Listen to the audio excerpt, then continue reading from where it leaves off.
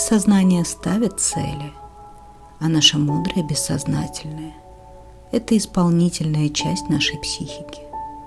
Она исполняет то задание, которое дает ей сознание, а сознание говорит о цели на транс.